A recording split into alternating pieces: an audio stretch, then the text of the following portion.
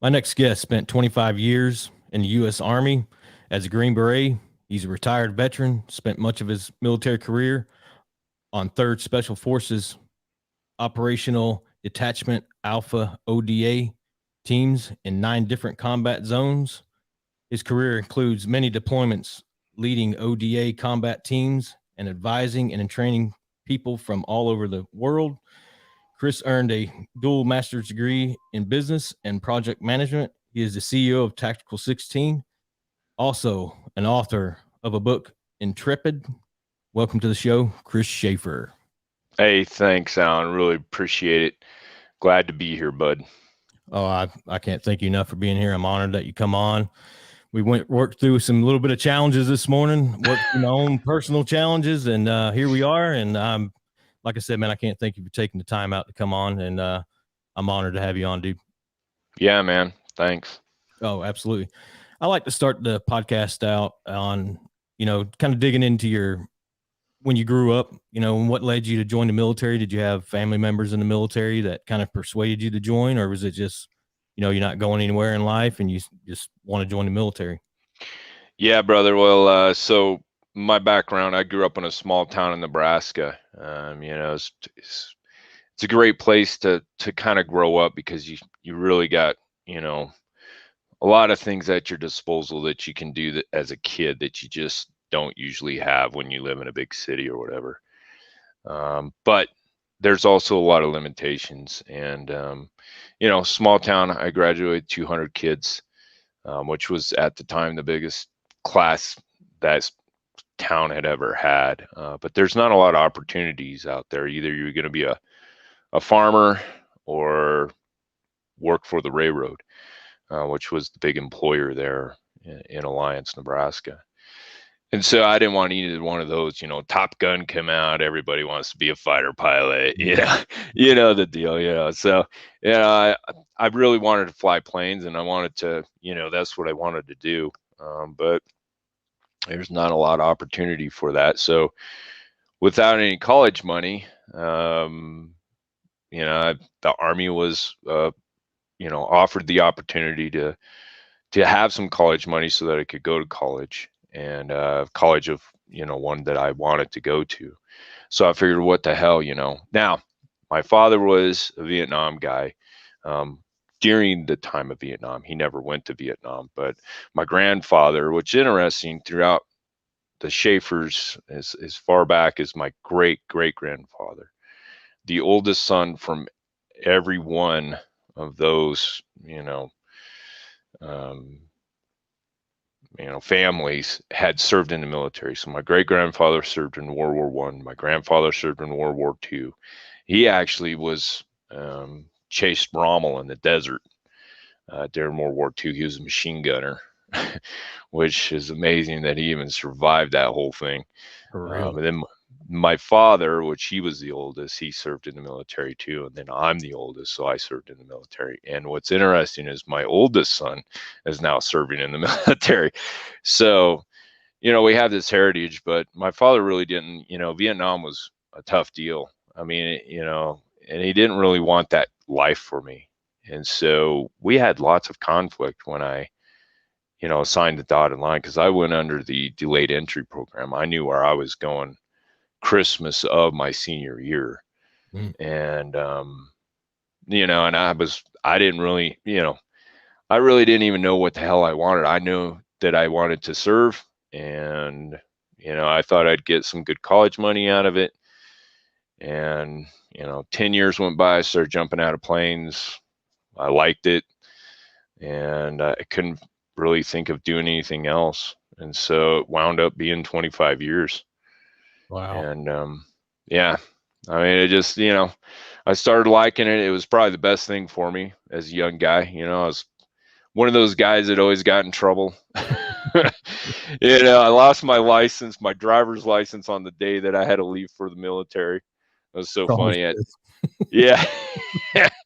Yeah, I mean, I had to surrender my driver's license to the county clerk there, and it was funny. I slid my driver's license through the little window there, and she's kind of smiling like, hey, you won't be driving anymore. And I looked at her, I said, well, I don't care, because I'm going to Germany in 2 months anyways, or 4 months anyways. I was like, I don't need this. Here you go, Absolutely. So anyways, yeah, the Army was probably the best thing for me, man. Now, what was your first duty station? So I got stationed with 3rd ID out in Kahn Barracks in Schweinfurt, Germany.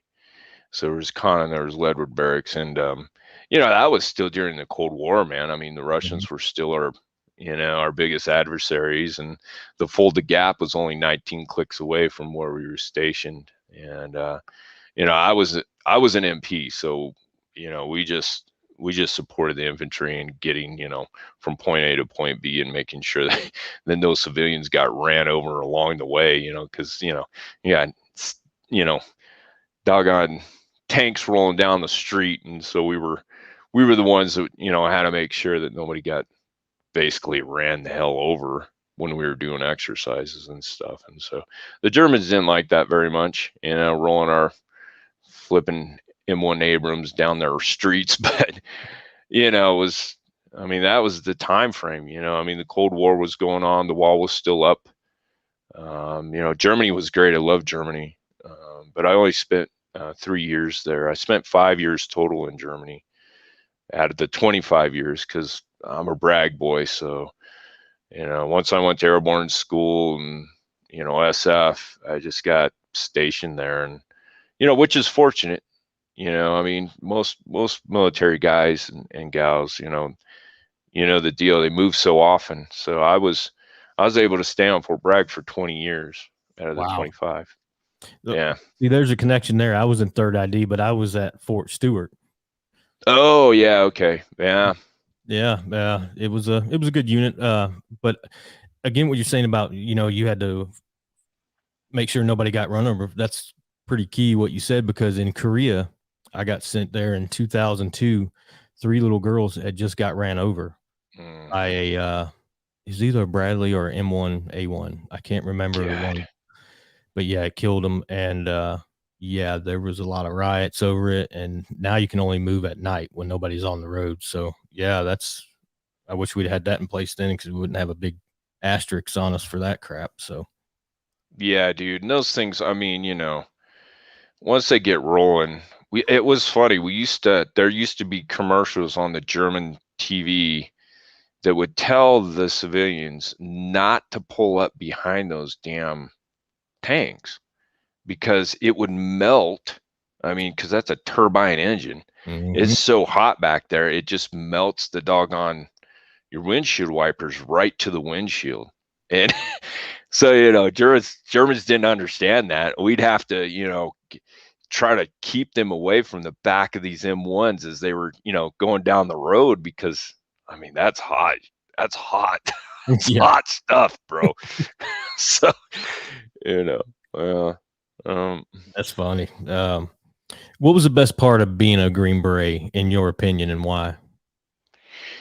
brother, I spent so many years pushing Joe, as an NCO, and it was just tough. I mean, you know, just everything that has to go along with being the NCO all the time, and making sure Joe's where he's supposed to be and doing what he's supposed to be, and making sure he's trained right. And when he screws up, you've got to take charge of it. I mean, it's just a lot. Back then, if guys, bounce checks, we had to send him the check writing class, and you had to go to that. And, you know, setting guys up because they were being stupid, because, they were just, I mean, breaking regs and literally getting themselves in trouble. I mean, you don't know how many MPs, I mean, get Article 15s and go to jail for dumbass shit. And I was just tired of it, man. I was just tired of not dealing with professional people, And so when I went, there was a big to do about it, obviously. Um, First of all, you hear all the horror stories of units trying to keep their guys from going SF. Hmm. And and and I get it, right? Like, you don't want to lose your best guys. Like, if you had a team and your best guy said, well, I'm leaving your team for another team, you'd probably do what you could to try to keep them there. Unfortunately, in the military, what happens is like the first sergeant just starts denying shit. And so my recruiters, warned me about that. And I'm like, I don't even know, I don't even think that's possible. But under their guidance, they said, hey, look, don't tell your unit, just do all your stuff and then let them know once you have your plane ticket. Because I was in Germany at the time. Mm-hmm. And so that's what I did, Alan. I completely under the radar, did everything, all the physical tests, all the EKG, everything, right underneath the radar. And when my recruiter finally gave me my ticket to go back to Fort Bragg for selection, I had an envelope, and I went to my first sergeant, and I knocked on his door, and I said, hey, first sergeant, I'm going to use the open door policy. I need to talk to you about something. So he's like, come on in, Sergeant Schafer. And I sit down and I put the envelope across to him, and he looked at it, he opened it up, and he looked at it, folded it all back together, he put it in the envelope, he sent it back to me, and he goes, well, I can't stop you now, can I? And I was like, damn, they were right. Like, he would have put the kibosh on this whole freaking thing, Mm-hmm. And so because I had plane tickets and orders, there was nothing he could freaking do. And I was like, holy crap, like, it's true. Like, he would have tried to not make me, finish this shit. And so, I get it, but at the time I just wanted to be around, I just was so tired of pushing Joe. I just wanted to be around guys that knew their job. I didn't have to tell them what to do or how to do it or anything like that. I wanted to do my piece and be around guys that knew their piece too. And, that's exactly what SF was like. Like, you're around a team of guys that are professional, Mm-hmm. and they don't last long if you're not, towing the line and doing your job. And, so that was the big thing for me. And I really enjoyed it. You hear a lot of guys say, well, my worst day in SF was better than my best day in the regular Army. And, to a certain extent, that's true, just because you're expected to perform. Even if yesterday was a good day for you and you knocked it out of the park, today is a brand new day, and yesterday doesn't count. Yeah. And that's the thing. I think in the regular Army, guys ride, success a little bit too far. And in SF, that's just not the way it is. I mean, you can make, a great play and get everything right yesterday, but today's brand new day, and you're evaluated every day. And, that's just that professionalism. Don't get me wrong. There's guys that are shitbags too in SF, but, usually they don't last long and they're not around very long. And, you really gotta do your job. And so that's what I enjoyed. I think that, along with the fact that they just expect so much out of you. Yeah. You know? Yeah. Go ahead. Yeah, I mean, it's just the responsibility that's given to you. I mean, you just can't imagine, the responsibility is without really giving you. It's it's like land nav. Like, here you are. I want you to go this far, and you need to reach here by this time. Ready, set, go. And that's it, man. It's up to you to make it happen. I mean, they're like, we gave you all the tools. You know what you're doing. Here's the mission. Make it happen. And I mean, sometimes I didn't talk to my team sergeant for like 5 days, man, until I showed up, at the end with the mission complete. And I'd be like, here I am. And, it's just like, okay, well, you did your job. No pat on the back or anything. It's just like, yeah, we expected you to do that, dude. So I don't know what you want, but, you made it on time and you did it right. So, let's continue on now, So. Yeah, it's crazy. It's cool that you mentioned the conventional side of it, because there are a lot of fucking turds on the conventional side of the military that, and they know who they are. I mean, it ain't rocket science. But I'm glad you introverted that into, why you joined SF, because it is more about leading Joe and keeping Joe, making sure he's shining boots, or, back then, or showing up to formation, making sure his uniform looks good, he's shaved, all that crazy bullshit. You know what I mean? So, yeah, I'm glad you mentioned that side of it. Yeah, and it's I don't know, I think a lot of the guys that, after I become an SF dude and you run into your old Pizos and stuff, and, a bunch of NCOs, especially some of my older, first sergeants and stuff like that, because I was E5 when I went. Mm-hmm. Um, Quickly got promoted to E6. And, I'd run into them at the PX or whatever, and they'd see me with my SF uniform on. And then, there's a little bit of envy there. Like, you there's envy, but there's also this kind of this feeling like, you know, you like you let the team down or something because you went over there, Mm-hmm. and it's, I don't know how you just, I guess you just have to move on, because it's just a different life. It's so different, that they obviously have made it to a position where, they don't know any different. And I'm glad I went when I did, even though it was 10 years in, to become an SF guy, but it's just such a different atmosphere, it's completely different. Yeah. Um, you know, you'd be in the PX, or you see somebody downrange with all that, bells and whistles, the SF patch, the airborne. You're like, holy shit, there's them unicorns you don't see all the time. You hear about them, but you don't see them.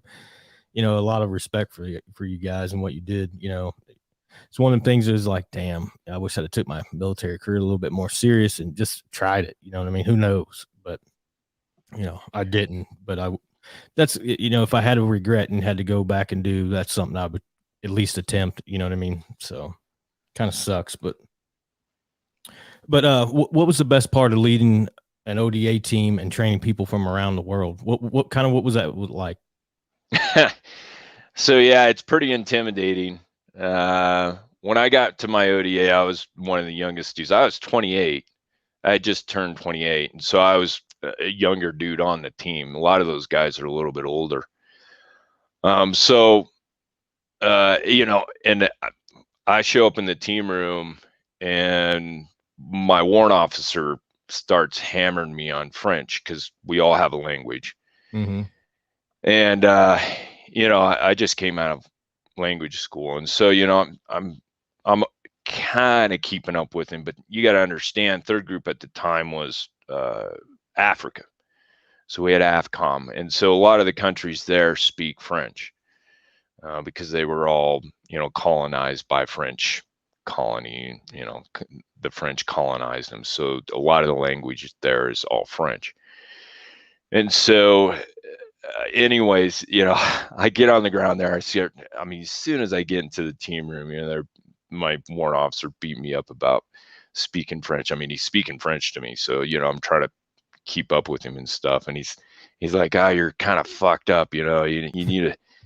You didn't learn much in school. And I was like, shit. I was like, God, man. First day in here, and they're beating me up about this. Well, my team sergeant come in and he says, hey, look, we're deploying to Africa in the next 90 days. You need to get your POI, period of instruction together to teach the local military their communications techniques, because I was a commo guy. And so I was like, damn, man, they told me that this is how it was going to be, in school. Like, you're going to show up and they're going to expect you to like write in that language, a block of instructions. And so I was like freaking out, man. I was like, God, they told me about this, but I didn't, I thought I'd have a couple of days, Yeah. It's like, have your shit ready in 90 days, dude, because we will be in country in 90 days. And you better have your shit straight. So he was like, write the POI. Here's what you need to teach them. Make sure it's all in French. You need to have, an interpreter go through it. This is who you contact, ready, set, go. And that was basically, Damn. I mean, that was basically like, you got to get all your shit ready. You got to know what you're packing. You got to know, I mean, that was it, dude. And like my senior, Tony Sabatino, great dude, man. He's a great guy.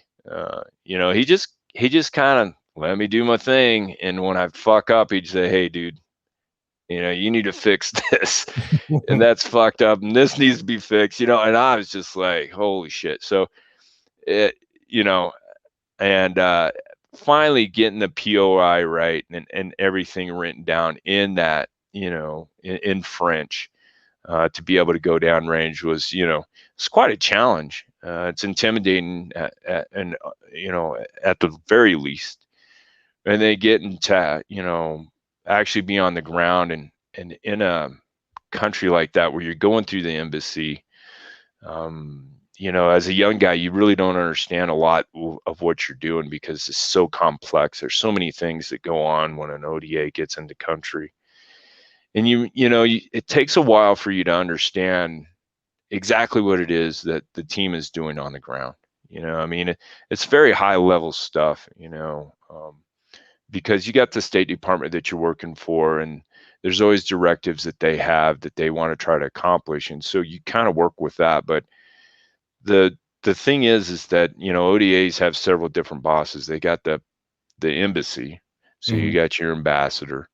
And then you have your command that you have to work with. And so there's always two bosses there. And then there's usually a liaison guy on the ground that works with the embassy, that helps the ODAs when they get in the country. And then you have the host military leadership too.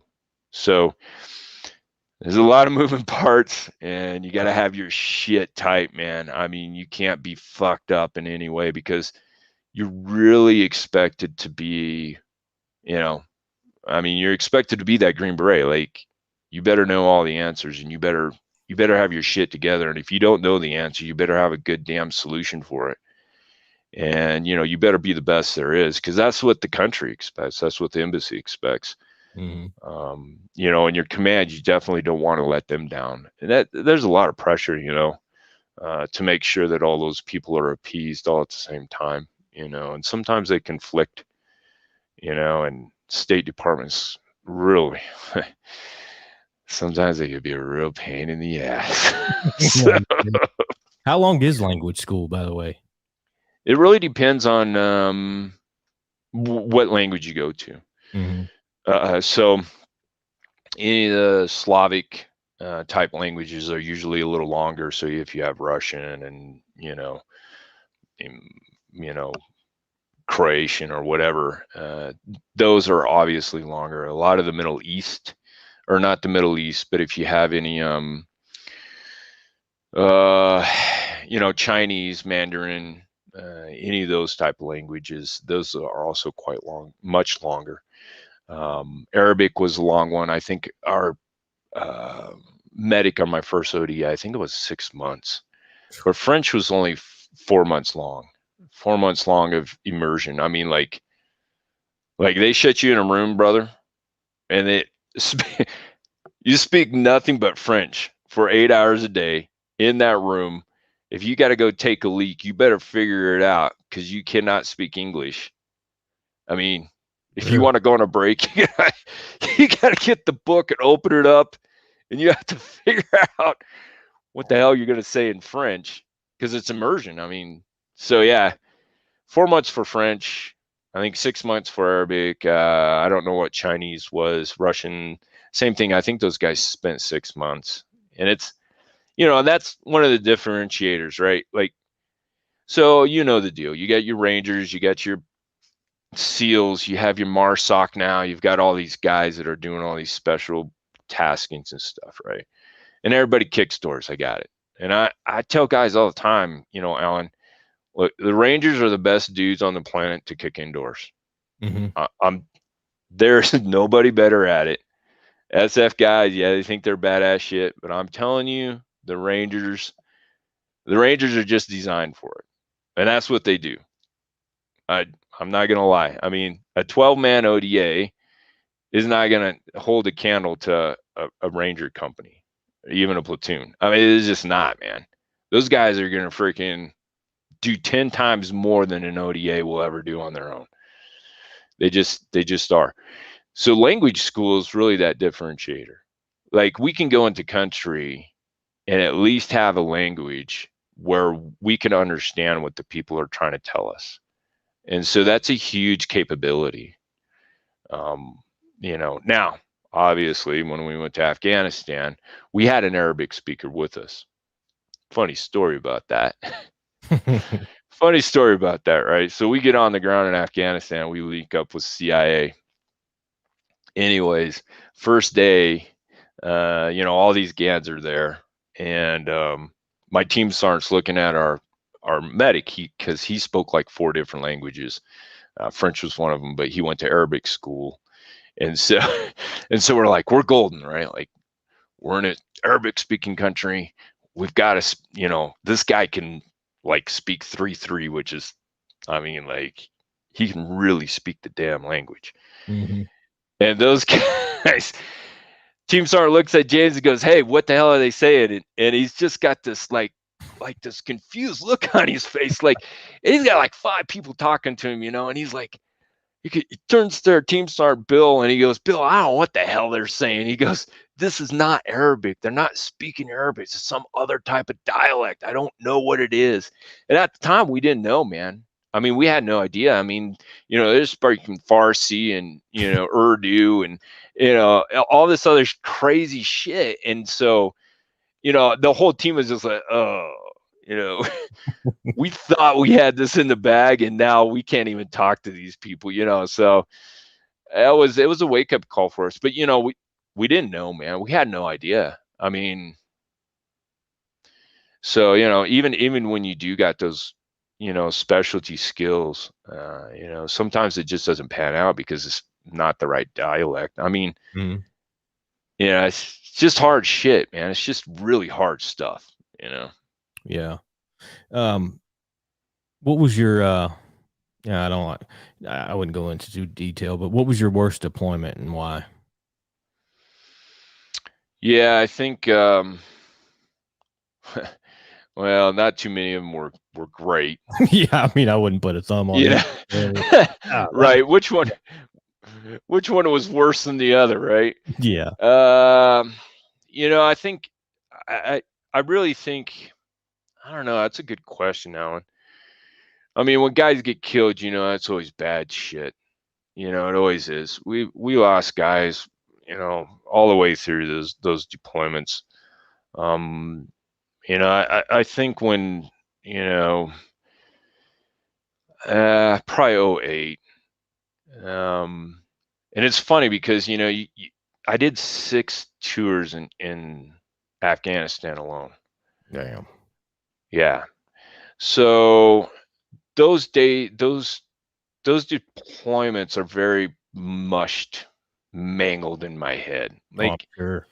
like, I can remember specific events and getting ambushed and, almost running over IEDs and, guys getting whacked downrange and, and some of our partner forces getting, killed and all kinds of shit. But, they're all kind of messed up in my head. Like I know people and events and sometimes times, Mm-hmm. but, it's all such a mess in my head, anymore. And then you got the other 3 tours outside of that, which were pretty unique in a sense, so that they kind of stand out. But yeah, I think '08 was just terrible, man. One of my buddies, Dane Parisi, he was a contractor at the time, and I know that it was a big deal, but he got killed by a suicide bomber. Mm. And yeah, so it was kind of rough, and it was a fuck up by the CIA. They thought they had this guy vetted, and they had him coming in for a birthday, and they were gonna do some celebration anyways. This guy killed like fucking 9 dudes, Damn. and yeah, it was pretty significant, and So, I mean, and then you got Johnny Glenn. He got blown up and both legs missing, arm missing. He's 2 fingers on his flipping left hand. I mean, guys just getting wounded all the time. And I mean, it just, you keep going through that over and over and over again. And you think it's not going to affect you, and you think, I'm tough enough to handle it, and you keep flipping that switch. Okay, I'm back in the States, I'm supposed to be dad and take my kids to soccer and, whatever practice and football practice, and it's all a good time, dad's home, and then you go back to combat right again, after a couple months, and you just, that you think, I've done it enough. It doesn't affect me. And it does, brother. I mean, it just, you can't go through that type of shit all the time, back and forth, there's just no way. I don't care who you are. I mean, and we're it's our generation now, and you and I that have multiple deployments. I mean, the Vietnam guys might have had, 2 or 3, and I get it. That was a completely different war. Like, they were losing hundreds of dudes a day, right? Yeah, it's fucking nuts. Right. And so, like, for us, it was just like, you're always on that edge. You just don't know. You're going out and, today might be the day you hit that IED. That's exactly right. And it's every freaking day you're there, dude. Like, you just don't know. I mean, I remember talking to a buddy of mine when we were going down the same road. I can't remember what year it was. And Dougie Betts. And he comes over to my truck and he goes, all I can think of is if I get hit by any IED, it's going to hurt like hell. And I mean, that's the only thing you could, because what the hell are you going to do? I mean, I know, you just, yeah. Dude, and I remember, go ahead. I remember telling one of my buddies the last time we were driving through this damn riverbed, and it's cornfields on both sides, and it's just me and him. And he's my fox. Anyways, I'm driving. At the time I was chief, driving this freaking Humvee because we had to do this recovery. It's late at night, and I remember him. He yells down inside the truck. It's just me and him because everybody else is like on the perimeter, everything else, and he goes, "Chief," he goes, "that damn cornfield, man. I'm not gonna have enough time to." If we get shot at, I won't have enough time to even know it's coming. And all I could do was just laugh. Yeah. Because the situation is so fucked up. Like, yeah, I know, dude. Like, I mean, hopefully we will get shot by the first burst and I could drive us the fuck out of here. Because, I mean, that's the only thing we could do. I mean, and all I could do was laugh. And later the next day, he goes, "You're fucking crazy, Chief." He goes, "I asked you that question last night. It was nuts. And all you did was laugh." And I was like, "What did you want me to tell you, bro? Like, I don't know, lay down suppressive fire. I mean, just start shooting it. Just start shooting in the cornfield." I mean, oh man. It's funny you say that about, going out and you might be hit an IED or whatever. We rolled out when we first got there, and I got there Advon 04, December 04, all the way through 05, and left April of 06 in Iraq. Damn. Dude. It's a long time. And our mission was right up and down MSR Tampa, fucking Swiss cheese out. And dude, we had no up armor. We had these little plate doors, you know what I mean? Sandbags in the floorboard. And if I wasn't driving, I was gunning 50 cal or 240, and it's like, I'm hung in by a cargo strap, and I can see down between my legs, the road just passing by. And I'm like, if we fucking hit an IED, I'm going to fucking fly to the moon.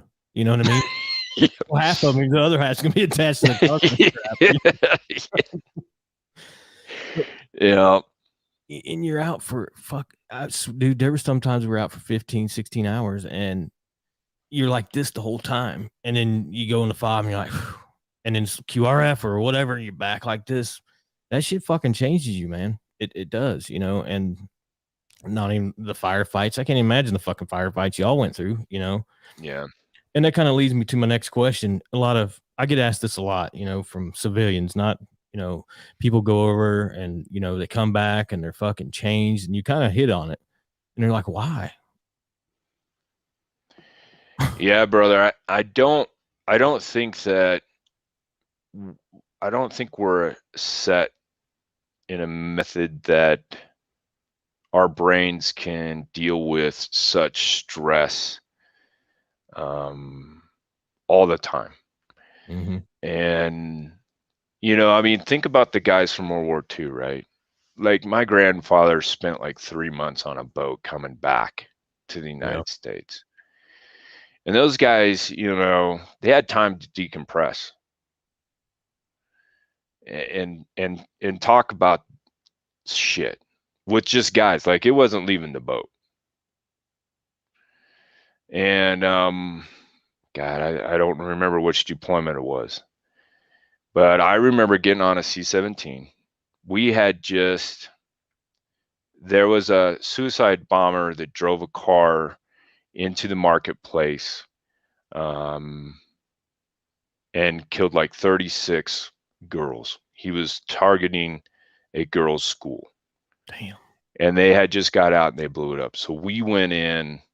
We we we went in with a complete freaking company of SF dudes and raided this mosque. Like we didn't give a fuck. We found that fucker and we did him in.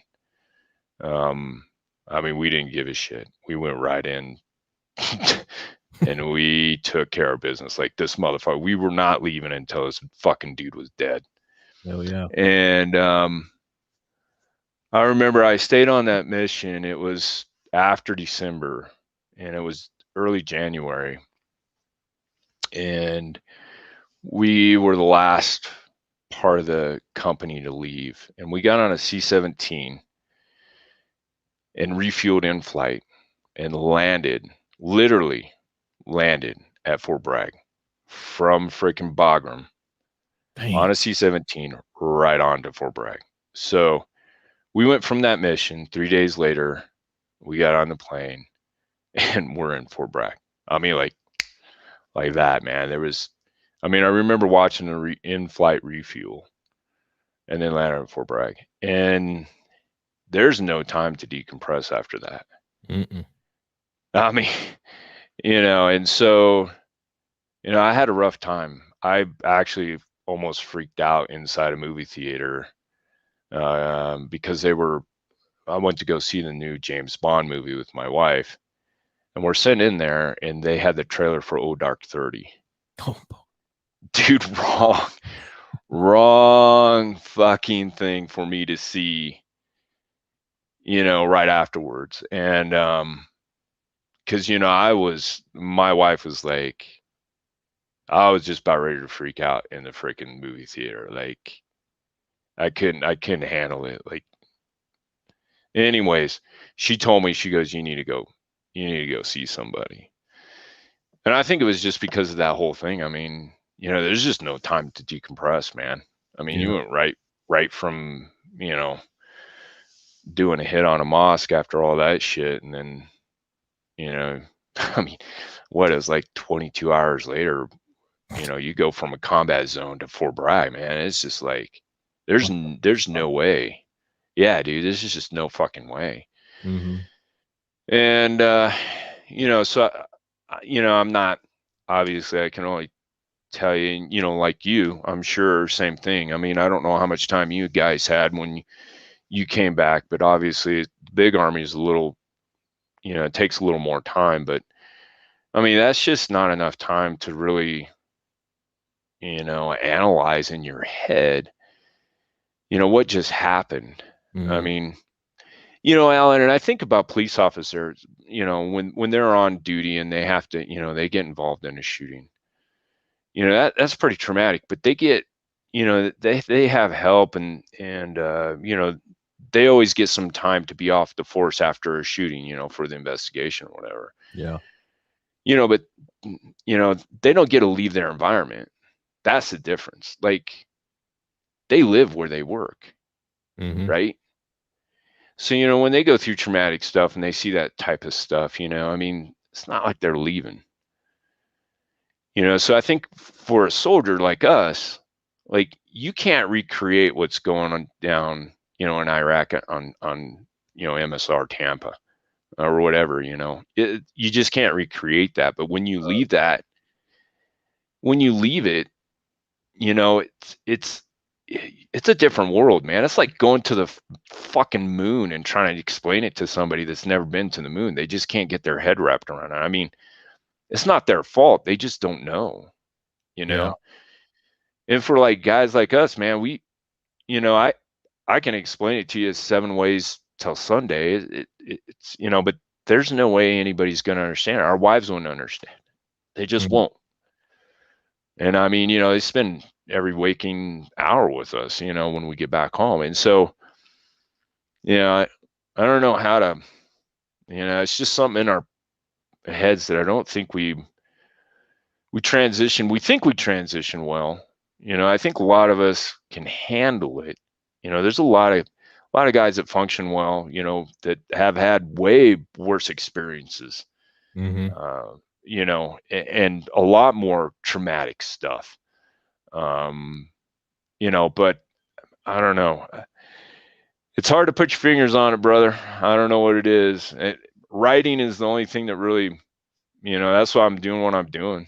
I mean, you know, And just like I try to explain to a lot of people, I was a gunner on a Humvee, and what they were doing at that time, they were hanging them from bridges to blow down to kill the gunners, and we would go under that bridge 20 times a day, and I'd see that sumbitch and be like, "Here we go."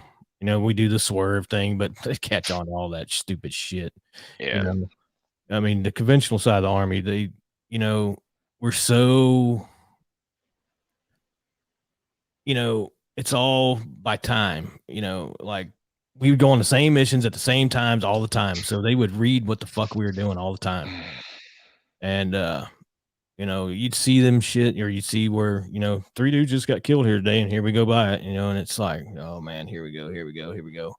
And I think that's a lot of, like, even when I'm driving today, I grip the steering wheel so fucking hard, I can't help it. And I'm not even thinking about it. But as I'm driving, I'm like, what the and that's the only thing I can think of. And for me, I think I don't I don't sit and think about all that shit in Iraq, but I think it has done something in my brain to where I don't I can't handle stupid shit, and I can't yeah, can handle I just go off on little dumb shit that I should probably before I'd be like, oh, okay, yeah, but now I'm just like, and that's just what I deal with, and we talked about it earlier before came on, the stuff that's going on. But yeah, I can't put a finger on it either. I'm just going off of my experience. And when I got back, it was same shit. They do a little debrief and you're with your family. My family wasn't there because my stepfather had a stroke, but good thing my team was playing the Super Bowl and won, or I'd have been a fucking wrecking ball. You know what I mean? yeah, Everybody's family's there and my family's not, which is no cause of them, but you're looking at that and you're like, fuck, man, I have no one, you know what I mean? But yeah, brother. I think that had a lot to do, excuse me, with the way I sorry, done stuff, you know what I mean? I think that really had an effect on me. Seeing everybody's loved ones there and I had no one. And I'm not trying to be a puss, you know what I mean? It was just that shit bugged me a little bit. I'd call my parents and back then it was like I don't even know if we had fucking cell phones then. I don't remember. But it kind of hurt me that nobody was there and it messed with Yeah, my head a little bit, But yeah, I don't know. I don't know. I just can only go off my experience, so yeah, and that's painful, man. When you come back, you don't have anybody. I know the guys, you know, it's what's really even rougher is you know, the guys that were downrange and then they come back and they think they got a family, but their wives took off or whatever, ugh, you know, while they were downrange. And I'm sure you've had guys like that, man. And then you're just like, well, you know, and then people are like, well, you know, why are guys committing suicide? yeah. For God's sakes, man, give the guy a break, you know? I mean, you know, don't. don't hold it, like, I don't know. To me, I, I, I, I get it. There's, it's one loss to suicide is too many. Yeah. But can you blame? I mean, who are we to judge that person for, you know, I don't know how to take that, right, Alan? I mean, it's tough, man. I mean, I've never contemplated it. I mean, I've had different issues, Yeah. but that's I get it. I understand it. It's tough, man. You know.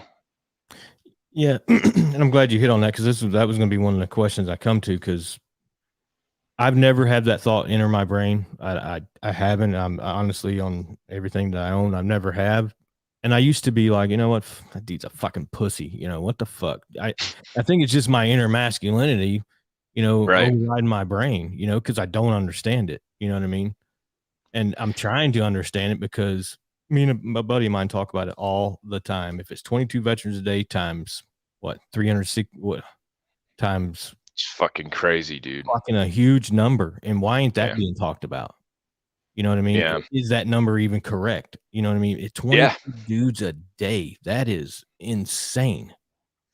You know, why ain't that a bigger, issue that's come up? You know what I mean? Instead of all this other bullshit that's going on, how can we stop this?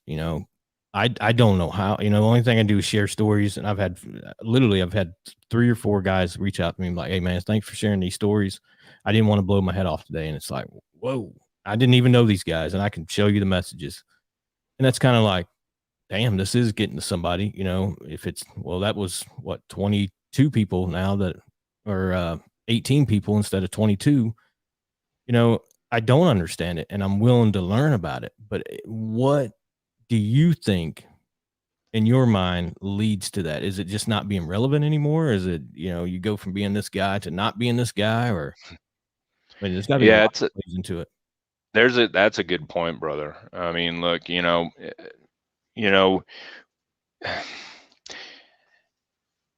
so for me, I mean, once you're a Green Beret and you've done all this stuff and yada yada yada, okay, whatever. Um, and you trying to transition into civilian life, it's tough. I mean, it's tough for probably it's tougher for anybody in the combat arms, I Mm-hmm. think, job to transition back into civilian life, because you just have so much responsibility when you've actually been in combat. And so I think that's a hard thing for guys. And we always talk about transition, right?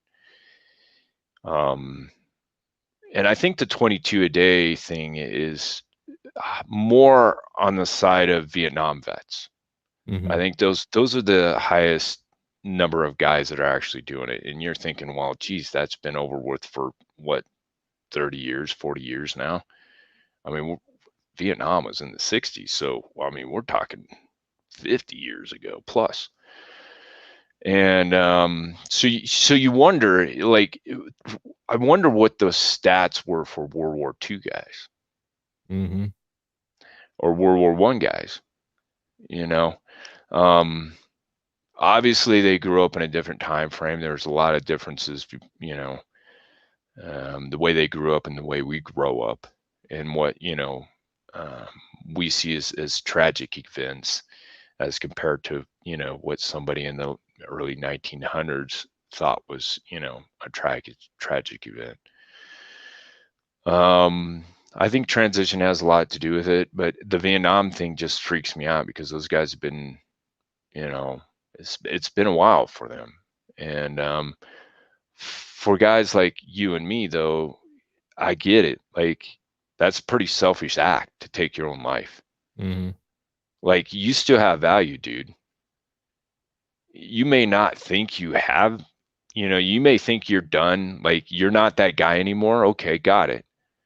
You're not that guy anymore. But recognize that that doesn't mean, I mean, whatever hat you were wearing, whatever color it was, that didn't make you who you are. That's not who you are. That's what you did. Okay. And I got it. You did it well. You did exactly everything they wanted you to do. You drove down that stupid road the same fucking time every day for 15 fucking months straight. And you never said no. You just did it.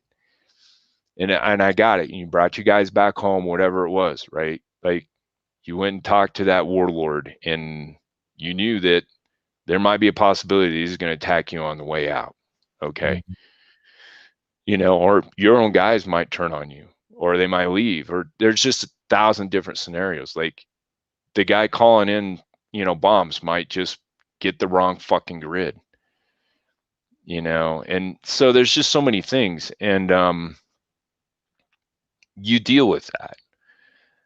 But that's not who you are. I mean, you still have value to the world. And I mean, look at the World War II guys. They built this fucking country. Now, 100%. yeah. I mean, we had what, 16 million service members come out of World War II? 16 million. And you know, the country was still in a depression during the time of World War II. It's not that World War II got us out of the depression. Okay.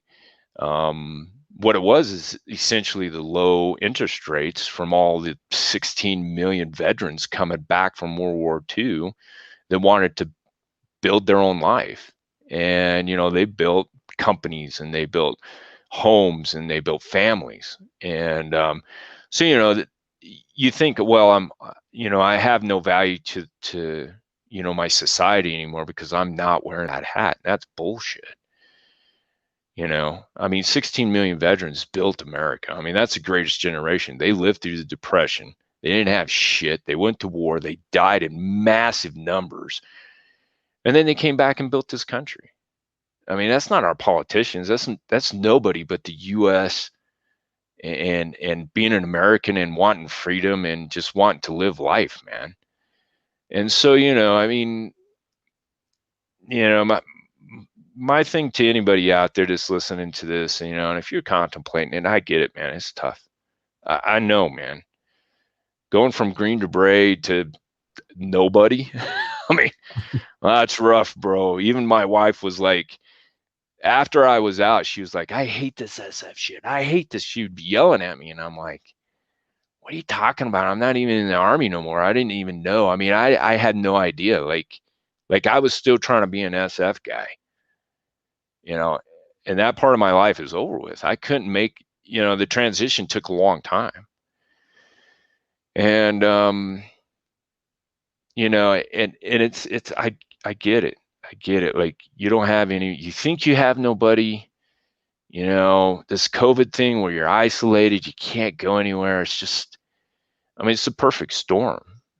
Like, we as veterans have experienced things that we can offer to our civilian counterparts if we just go about it in the right way. That'll benefit them. And like you said, I mean, we might get upset about stupid shit, little things like this and that. But you know what? A lot of veterans start their own business just because of that simple fact. I mean, because they just can't integrate into an environment where they see a mistake and they're not at that level where they can make, you know, a correction. Mm-hmm.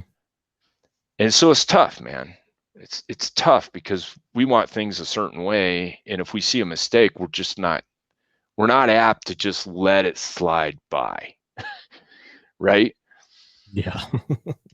You know, I mean, that's just not the way we're wired. So, you know, I think guys have to just, you know, reach out, man. Reach out to people, reach out to guys. I mean, this whole publishing thing with me and Tactical 16 Publishing, you know, I've done all those things, Alan. I mean, I've been to counseling, I've done the, you know, the sweat lodge and all this other stuff, and nothing really helped out until I started just writing. And you know, a lot of the stuff that I wrote, about post-traumatic stress and my experiences. They never made the book Intrepid Professionals. They just didn't, because it just wasn't value added. But my point is, don't ever think you don't have any value, because you do. And just think about the greatest generation. They built this fucking country. Absolutely. What was your greatest leadership lesson learned and why? Good question. Well, I think my greatest leadership lesson was when you think you got your shit wired tight and you don't. And when you get that ego and you think you're just all that shit in a bag of fucking fries, and it winds up being not true. And I think to be humble, to recognize the fact that you've got to surround yourself with good people is really where it comes down to. And relying on those people. You can do everything right, but have one mistake as a leader, and it's on you. Like, I get it. That's your responsibility, right? And when things don't go right, you have nobody else to blame but yourself. And hopefully that mistake doesn't, in our line of work, obviously it doesn't get somebody killed. You know what I'm saying? Absolutely. Because that's the hardest thing, right? I mean, I think more people are affected by the fact that they didn't, that survivor's remorse. We did this and I could have and I should have, and if that would have happened and this and that, those guys would still be alive. And that's hard. But as the leader, yes, I got it. It was on you. That was your mission. It got fucked up. But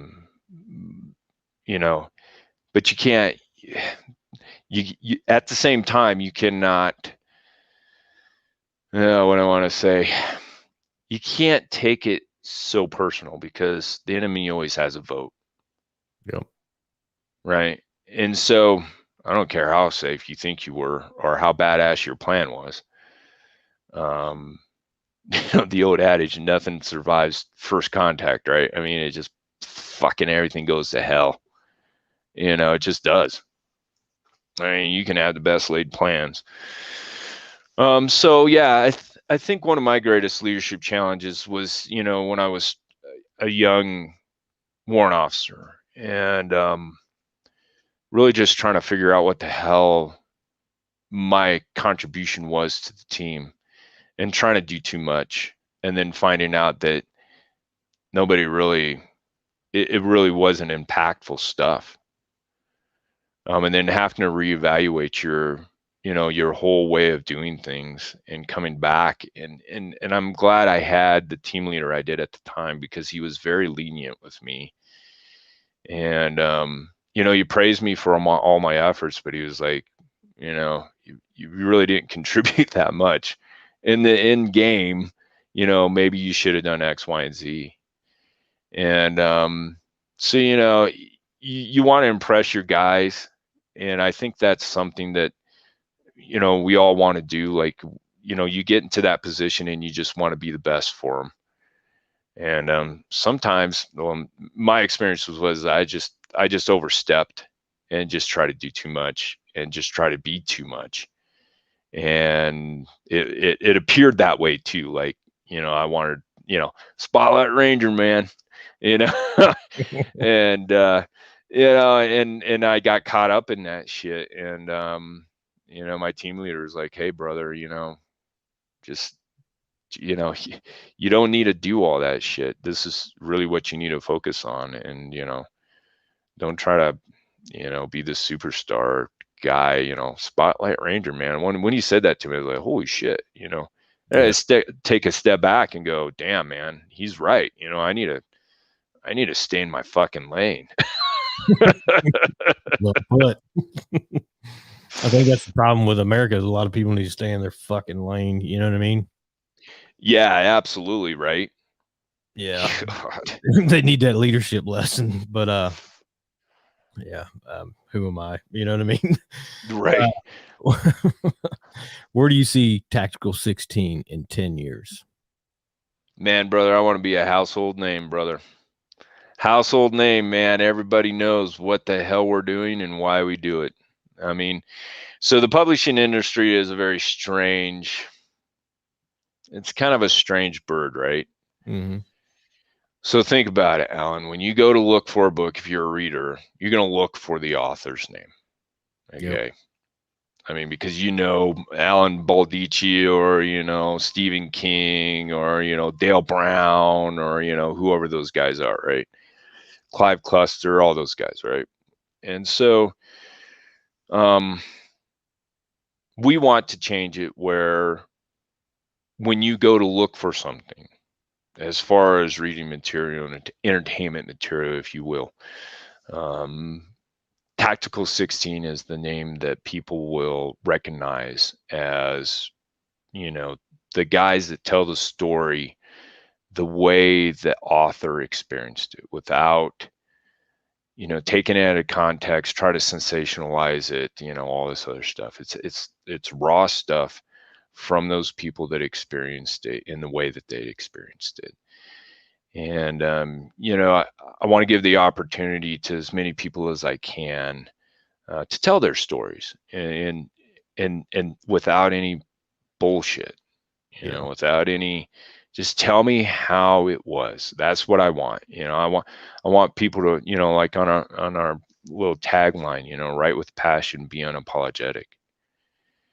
And I think we're missing that in the United States. Everybody's got a fucking bravado and all this other bullshit. And you and I both know that a lot of the stuff that happens to us as veterans and probably first responders is really not that, sensational.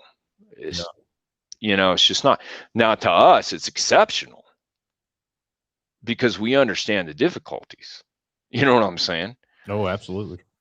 So, and that's kind of, obviously the other aspect of owning the publishing company is just being able to let people, have an opportunity to tell that story, but also to, have that therapeutic value of being able to write their story. And I encourage anybody, man. I mean, if you're having a hard time, look, writing has been a therapy that has been studied for more than 20 years. It is effective. And you don't have to do anything with it. You can throw it in the freaking trash, burn it, whatever. You can turn it into a story.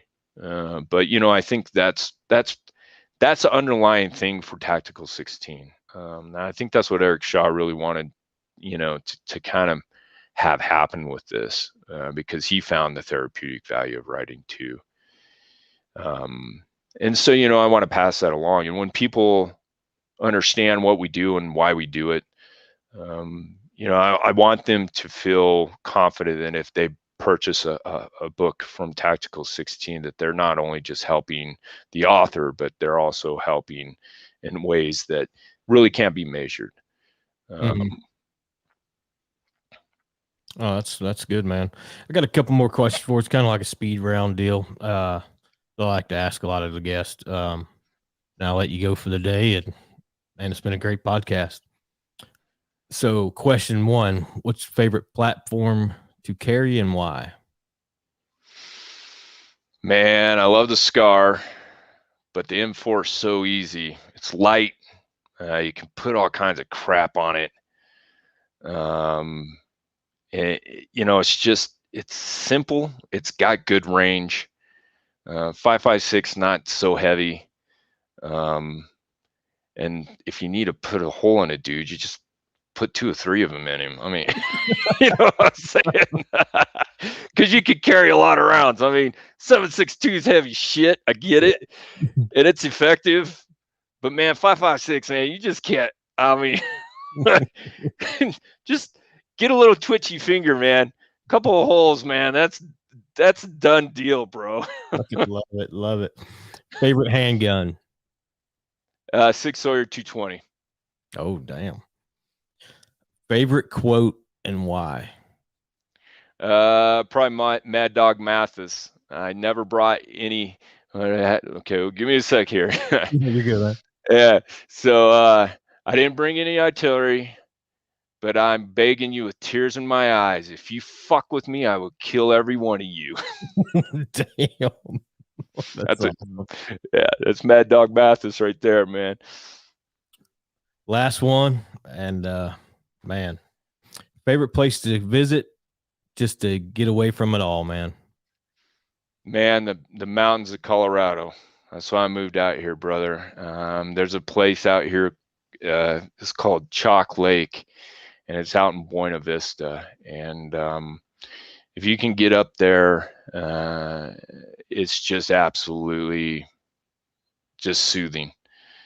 I mean, it's beautiful all year round. It's green. It's so quiet. You know, you've actually got to kind of drive down the road to get to Chalk Lake. You can only walk in there and fish there. But the mountains that surround it are just incredible, and you can just be at peace. I mean, the water's always beautiful. The surrounding mountains just give you this feeling of, you know, peace and just quiet.